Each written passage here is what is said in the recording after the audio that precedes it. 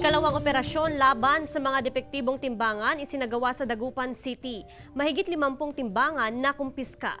Sundan sa report.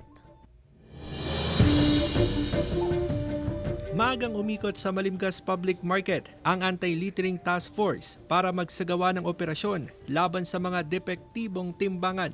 Pinuntahan ng operation team ang meat section ng palengke. Gumamit sila ng calibrator na may 5 kilong bigat. Unang kinumpiska ang timbangan na ito dahil nakitang sobra sa gramo. Sunod na kinumpiska ang digital weighing scale na ito na sobra rin sa gramo. Sa Facebook nakita ko, nabasa ko yung mga comment nila na tatrabahuin daw namin yung mga kiloan ng mga vendors po. Kasi marami nagko-complain po ng mga mamimili. Kabilang din sa mga kinumpiska ang timbangan ni Aling Delia.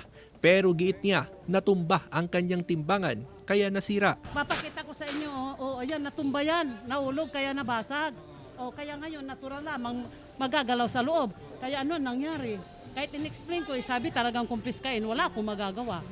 Dismayado ang mga mamimili dahil sa dami ng mga depektibong timbangan sa pamilihan. Paano naman kami? Ang hirap ng buhay po, tapos madadaya pa po. Ang hirap-hirap paghahanap po ng pera. Tapos dadayain lang po, di kawawa naman yung mamimili po. Dapat tamang sa timbangan saka sa presyo.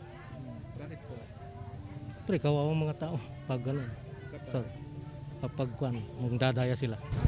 Mahigit 50 depektibong timbangan ang nakumpiska ng otoridad. Nakatakda raw sirain ang mga depektibong timbangan.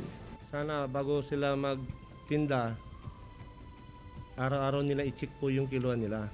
Paging patas po sila para walang masabi ang mga mamimilis dito sa Dagupan po.